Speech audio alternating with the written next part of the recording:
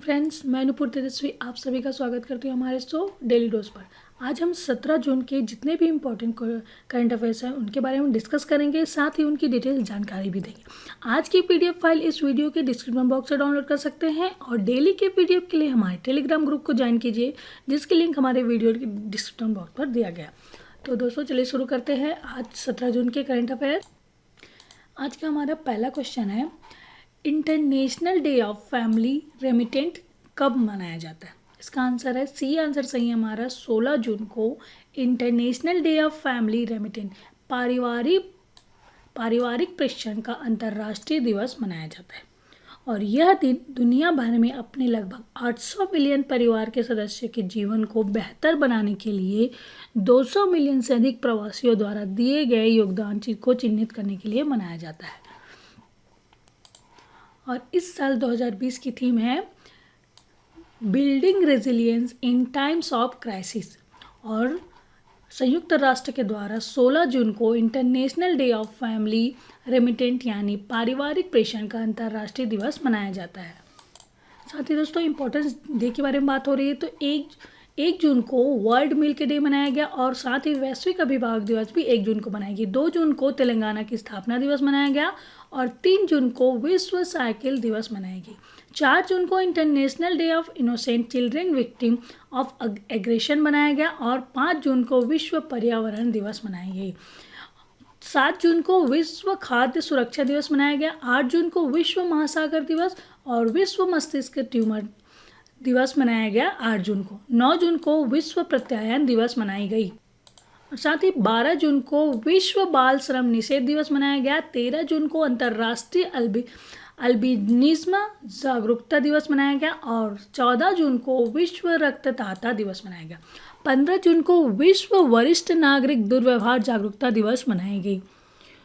तो दोस्तों ये तो था इम्पोर्टेंस डे जो 1 जून से 15 जून तक मनाए गए और 16 जून को international day of family remittance मनाया गया। तो दोस्तों इतना याद रखिएगा इम्पोर्टेंट।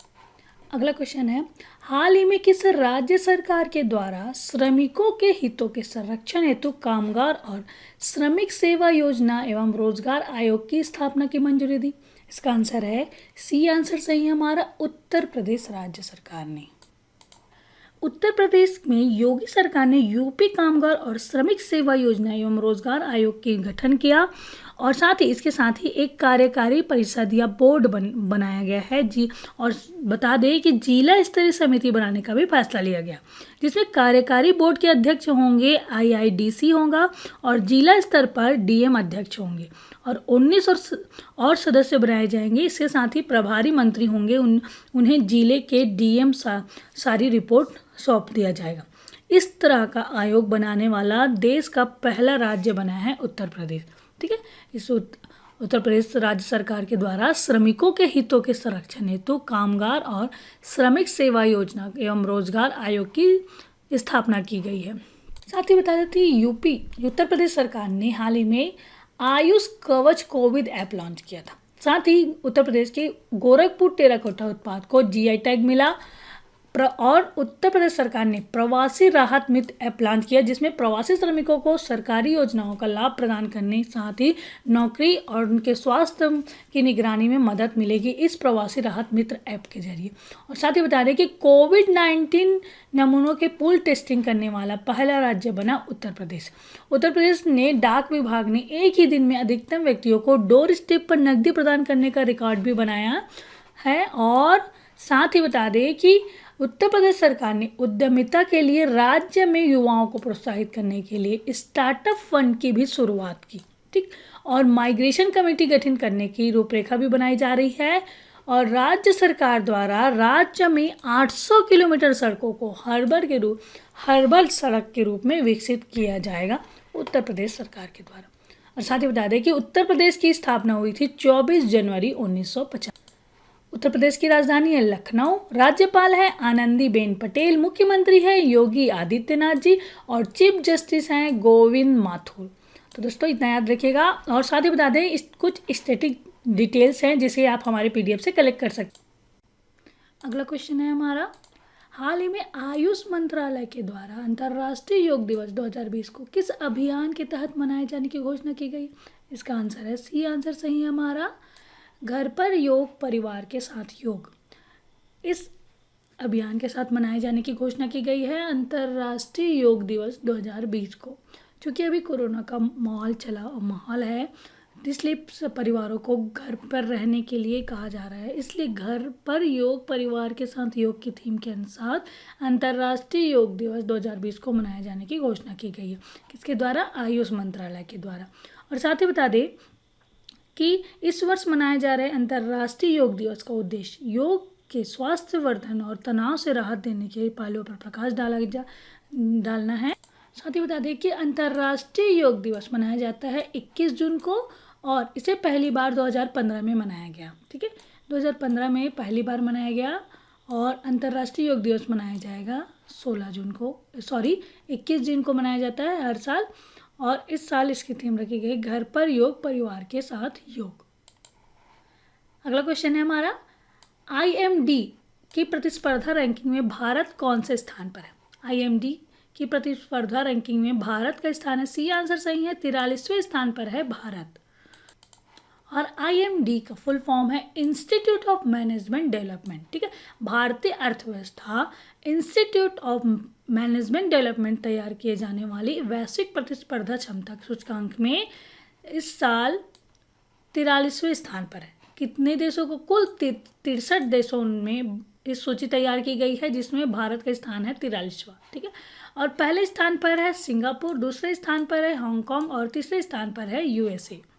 साथ ही बता दें 2018 में भारत का स्थान 44वें स्थान पर था और 2019 में इस साल 43वें स्थान पर भारत की रैंकिंग है। अगला क्वेश्चन है हमारा, विश्व आर्थिक मंच द्वारा जारी 2020 के तकनीकी दिग्गजों की सूची में कितने भारतीय कंपनियों को शामिल किया गया है? इसका आंसर है डी आंसर सही है हमारा, 2 भारतीय कंपनी को शामिल किया गया है। और ये 2 भारतीय कंपनी हैं, जेस्ट मनी और स्टेलाइप्स को शामिल किया गया है। कौन कौन सी वो भारतीय कंपनी है, भारत की 2 भारतीय कंपनी को शामिल किया गया है। कुल 100 कंपनियों की लिस्ट है, जिसमें कि भारत की 2 कंपनियों को शामिल किया गया है, जेस्ट मनी और स्टेलाइप्स को शामिल किया गया है। विश्व आर्थिक मंच ने 2020 ने तकनीकी दिग्गजों की जो सूची तैयार की है और इसके बारे में जान लेते हैं।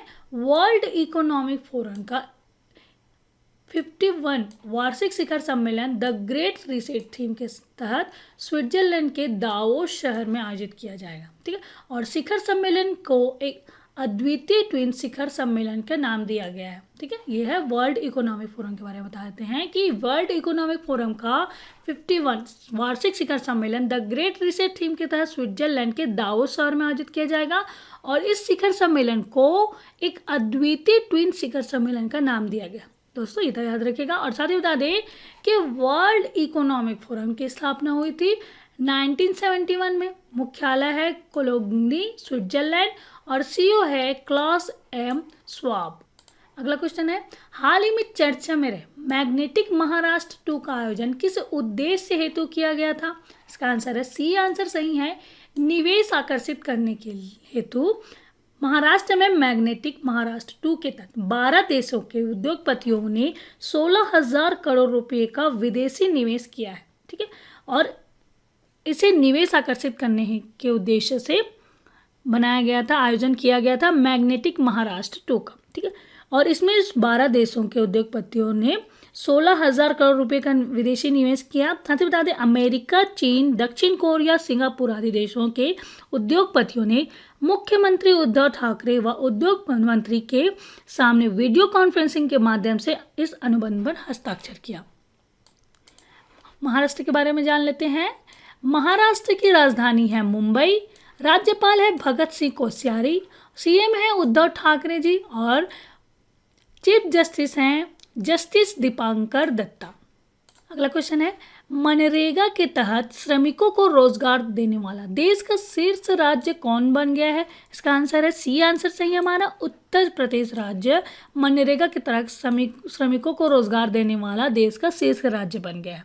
और महात्मा गांधी राष्ट्रीय ग्रामीण रोजगार गारंटी योजना के तहत श्रमिकों को रोजगार प्रदान करने के लिए उत्तर प्रदेश देश का शीर्ष राज्य बन गया है और उत्तर प्रदेश ने मनरेगा के तहत 57 लाख से अधिक श्रमिकों को रोजगार प्रदान किया। ठीक है, कितने? 57 लाख लोगों को रोजगार प्रदान किया है यूपी सरकार ने। ठीक है, और देश का शीर्ष राज्य बन गया है मनरेगा के तहत श्रमिकों को रोजगार दिलाने के लिए। उत्तर प्रदेश राज्य देश का शीर्ष राज्य बन गया जिसमें 57 लाख से अधिक श्रमिकों को रोजगार दिलाया है मनरेगा के। और मनरेगा का फुल फॉर्म है महात्मा गांधी रोजगार गारंटी अधिनियम। ठीक है, और इसकी शुरुआत हुई थी 2006 में। ठीक है, इसकी शुरुआत की गई थी 2006 से मनरेगा को। और यह जिसका जो सेक्टर है ग्रामीण रोजगार सेक्टर है और इसके मंत्रालय है ग्रामीण विकास मंत्रालय। अगला क्वेश्चन है, चुनाव आयोग ने बिहार विधान परिषद की रिक्त हो रही कितने सीटों को 6 जुलाई 2020 को चुनाव कराने की घोषणा की है? इसका आंसर है बी आंसर सही है हमारा। 9 सीटों पर चुनाव कराने की घोषणा की है। किसने? चुनाव आयोग ने बिहार विधानसभा परिषद की 9 सीटों को 6 जून 2020 में चुनाव कराने की घोषणा की है। और साथ ही बता दें चुनाव आयोग के बारे में जान लेते हैं। चुनाव आयोग भारत निर्वाचन आयोग, जिसे चुनाव आयोग के नाम से भी जाना जाता है, एक स्वायत्त संवैधानिक निकाय है जो भारत में संघ और राज्य चुनाव प्रक्रियाओं का संचालन करती है। और यह चुनाव आयोग देश में लोकसभा, राज्यसभा, राज्य विधानसभा, राष्ट्रपति और उपराष्ट्रपति के चुनाव का संचालन करती है चुनाव आयोग। ठीक है, और साथ ही बता दें कि चुनाव आयोग की स्थापना हुई थी 25 जनवरी 1950 में। और इसके साथ ही बता देते हैं निर्वाचन आयोग की संरचना के बारे में बता देते हैं। निर्वाचन आयोग में एक मुख्य चुनाव आयुक्त और 2 चुनाव आयुक्त होते हैं। भारत के प्रथम चुनाव आयुक्त बने थे सुकुमार सेन और वर्तमान में चुनाव आयुक्त हैं, मुख्य चुनाव आयुक्त हैं सुनील अरोड़ा जी, और अशोक लवासा और सुशील चंद्रा चुनाव आयुक्त के पद पर कार्य कर रहे हैं। ओके, इतना याद रखिएगा। अगला क्वेश्चन है, चैंपियंस लीग फुटबॉल का फाइनल निम्न में से कहाँ खेला जाएगा? इसका आंसर है ए आंसर सही है, लिस्बन पुर्तगाल में खेला जाएगा। और चैंपियंस लीग फुटबॉल का फाइनल लिस्बन में 23 अगस्त को खेला जाएगा, जबकि 12 दिन तक नॉकआउट मुकाबले खेले जाएंगे। और सेमीफाइनल 18 से 19 अगस्त को होंगे, जबकि क्वार्टर फाइनल 12 से 15 अगस्त के बीच खेले जाएंगे। पहले यह फाइनल इस्तांबुल में 30 मई को होना था, लेकिन कोरोना वायरस की वजह से चेंज कर दिया गया है। ठीक है, अगला क्वेश्चन है, हाल ही में किस राज्य सरकार ने एथलीट हिमा दास का नाम खेल रत्न के लिए खेल मंत्रालय को भेजा? इसका आंसर है सी आंसर सही है, असम राज्य सरकार ने एथलीट हिमा दास का नाम खेल रत्न के लिए खेल मंत्रालय को भेजा है।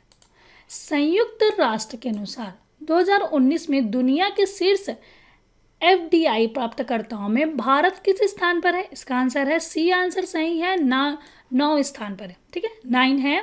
संयुक्त राष्ट्र के अनुसार 2019 में दुनिया के शीर्ष FDI प्राप्तकर्ताओं में भारत 9वें स्थान पर है। इस साल 2019 में भारत 9वें स्थान पर है और 2018 की जो लिस्ट बनाई गई थी उसमें भारत का स्थान 12वें नंबर पर था। ठीक है, और साथ ही बता दें जो संयुक्त राष्ट्र है उसका मुख्यालय है जिनेवा स्विट्जरलैंड में। संस्थापक है संयुक्त राष्ट्र महासभा और इसकी स्थापना हुई थी 30 दिसंबर 1964 में। ठीक है, और जो हेड है उनके मुखी कितायु।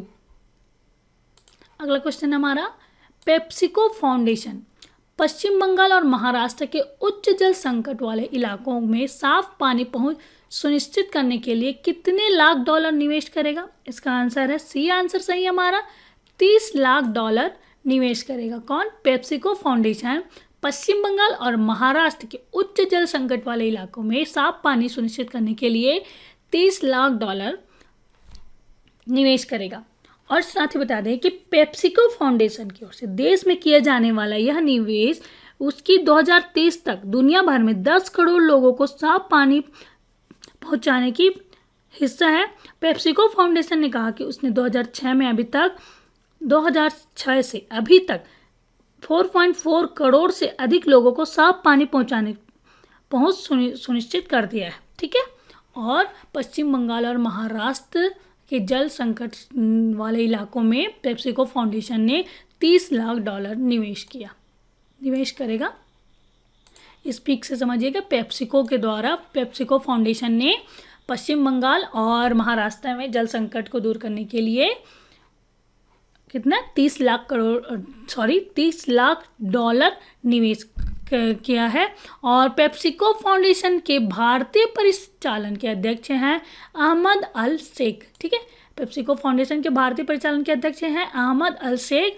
और पेप्सिको फाउंडेशन ने कहा कि लोगों को साफ पानी तक पहुंच सुनिश्चित करने के लिए $30 लाख का निवेश करेगा और साथ ही पश्चिम बंगाल और महाराष्ट्र के उच्च जल संकट वाले इलाकों में महिलाओं की मदद करेगा और कृषि समुदाय तक भी पानी पहुंचाएगा। इस कार्यक्रम के लक्ष्य 2 लाख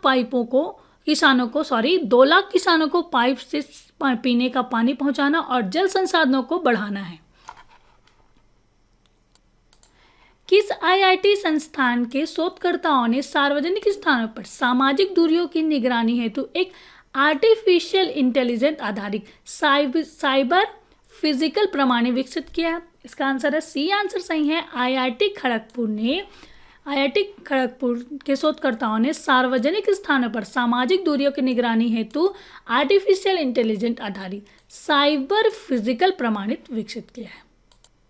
अगला क्वेश्चन है, हाल ही में वयोवृद्ध दीनू रणदीवे का 95 वर्ष की आयु में निधन हो गया। वह थे, इसका आंसर है ए। आंसर सही है। वह एक पत्रकार थे।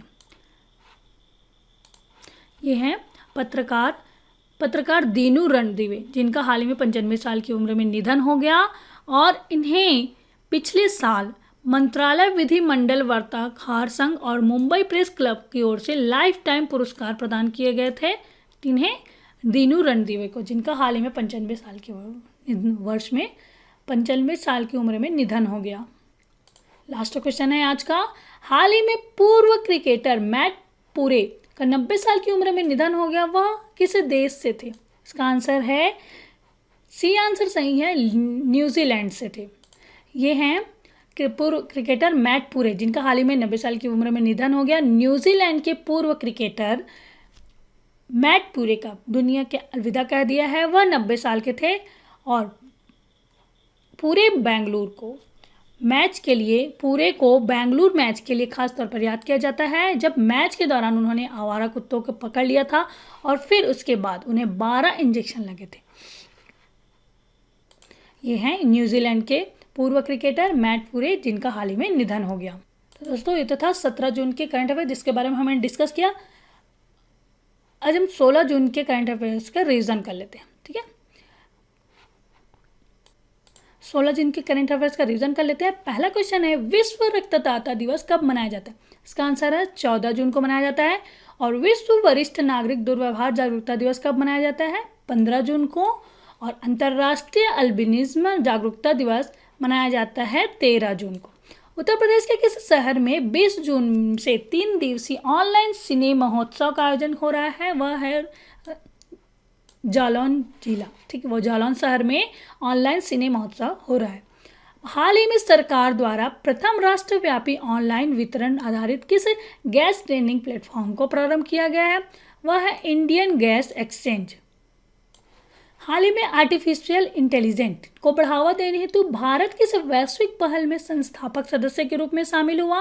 इसका आंसर है global partnership on artificial intelligence के रूप में। हाल ही में जारी हुई Stockholm International Peace Research Institute में रिपोर्ट के अनुसार परमाणु हथियारों के जखीरे में प्रथम राष्ट्र है अमेरिका। केंद्रीय औषधि और सुगंध पौधा संस्थान ने औषधि और सुगंधित पौधों पर एक फोटोग्राफी प्रतियोगिता की घोषणा की। इस प्रतियोगिता का विषय है अपने औषधि और सुगंधित पौधों को जानें। केंद्रीय अप्रत्यक्ष कर और सीमा शुल्क बोर्ड ने सीजीएसटी और सीमा शुल्क कार्यालयों में ई ऑफिस ऐप शुरू किया। इस ऐप किसके द्वारा विकसित किया गया है? एनआईसी के द्वारा विकसित किया गया है। और ओडिशा के इनटेक परियोजना के तहत किस नदी में प्राचीन काल के सप्तपाटन नामक क्षेत्र में गोपीनाथ देव के समर्पित मंदिर प्राप्त हुई है। वह नदी है महानदी में गोपीनाथ देव की समर्पित मंदिर प्राप्त हुई है। सरकार ने वेब आधारित स्वास्थ्य देखभाल संबंधी सामग्री की आपूर्ति के लिए किस पोर्टल की शुरुआत की? उसका नाम है आरोग्य पथ। भारतीय रेलवे के किस जोन द्वारा आर्टिफिशियल इंटेलिजेंस सक्षम board robot captain Arjun launch किया गया? हुआ है सेंट्रल रेलवे जोन के द्वारा। भारत किस देश में कोविड-19 महामारी से निपटने के विभिन्न पहलुओं से संबंधित 4 पेशेवर पाठ्यक्रम शुरू करेगा? वह देश है बांग्लादेश।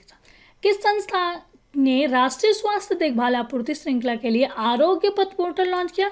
वह है CSIR के द्वारा। किस प्रदेश ने बाल श्रमिकों को शिक्षित करने के लिए बाल श्रमिक विद्या योजना शुरुआत की? वह है उत्तर प्रदेश। पूरी तरह डिजिटल होने वाला निर्माण क्षेत्र बना है NHAI। भारत किस राष्ट्र के विजय दिवस में भाग लेने के लिए एक त्रिसेवा सैन्य टुकड़ी भेजेगा? वह है रूस। किस राज्य सरकार द्वारा एक मोबाइल ऐप घर घर निगरानी लॉन्च किया गया है? वह है पंजाब राज्य सरकार। हाल ही में आम लोगों और विशेषज्ञों से परामर्श प्राप्त करने के लिए STIP 2020 town hall mid track 1 launch किया जाएगा। ट्रैक ही संबंधित है साइंस पॉलिसी फोरम के माध्यम से आम लोगों और विशेषज्ञों की व्यापक परामर्श प्रक्रिया। भारतीय धावक गोमती मारीमुथु की डोपिंग के लिए कितने साल के लिए प्रतिबंधित कर दिया गया है? 4 साल के लिए। भारतीय रिजर्व बैंक ने कानपुर स्थित पीपुल्स कोऑपरेटिव बैंक की कमजोर वित्तीय स्थिति के कारण उसके ऊपर 6 महीने के लिए ऋण देने की जमा स्वीकार करने के रोक दिया है। ठीक है। और किस बैंक ने अपने ऋण परिचालन को पूरी तरह से डिजिटल करने का निर्णय लिया है? वह बैंक है बैंक ऑफ बड़ौदा। किसे बेल्जियम में भारत के अगले राजदूत के रूप में नियुक्त किया गया? संतोष झा को। और हाल ही में किसने एक्सिस बैंक के कार्यकारी निदेशक और खुदरा ऋण कारोबार में प्रभारी पद से इस्तीफा दे दिया है? प्रलय मंडल ने। किसने पूर्वी नौसेना कमान के लिए नए चीफ ऑफ स्टाफ के रूप में कार्यभार संभाला? Vice admiral Vishwajit Dasgupta. और हाल ही में नासा ने पहली बार किस महिला को स्पेस फ्लाइट प्रोग्राम का प्रमुख नियुक्त किया है? कैथी ल्यूडर्स को। किस भारतीय संगीतकार को medal of the order of Australia पुरस्कार के लिए किए जाने की घोषणा की गई? शोभा शेखर को। और विश्व फुटबॉल की नियामक संस्था फीफा की तरफ से जून के लिए जारी वर्ल्ड रैंकिंग में भारतीय पुरुष फुटबॉल टीम के कितने स्थान कायम है? वह 108 नंबर पर कायम। येल और कोलंबिया विश्वविद्यालय की ओर से संयुक्त रूप से जारी पर्यावरण निष्पादन सूचकांक 2020 में भारत कौन से स्थान प्राप्त है? 168 स्थान प्राप्त है। हाल ही में किस देश में वसंत राय जी का 100 साल की उम्र में निधन हो गया? वह किस खेल से संबंधित है? वह क्रिकेट से संबंधित। प्रसिद्ध बॉलीवुड अभिनेता सुशांत सिंह राजपूत का निधन हो गया। उनकी प्रमुख भूमिका वाली फिल्म थी काय पोछे। तो दोस्तों ये तो था हमारा आज का वीडियो 17 जून के जिसके बारे में हमने डिस्कस किया। आज का वीडियो कैसा लगा प्लीज़ हमें कमेंट करके बताइए और अच्छा लगे तो लाइक कीजिए और अपने दोस्तों को ज़्यादा से ज़्यादा शेयर कीजिए। अभी तक आपने हमारे चैनल को सब्सक्राइब नहीं किया है तो प्लीज़ सब्सक्राइब कीजिए और डेली के नोटिफिकेशन के लिए बेल आइकॉन पर प्रेस कीजिए। तो दोस्तों कल फिर मिलते हैं एक नए वीडियो के साथ। तब तक के लिए good day, bye, thank you.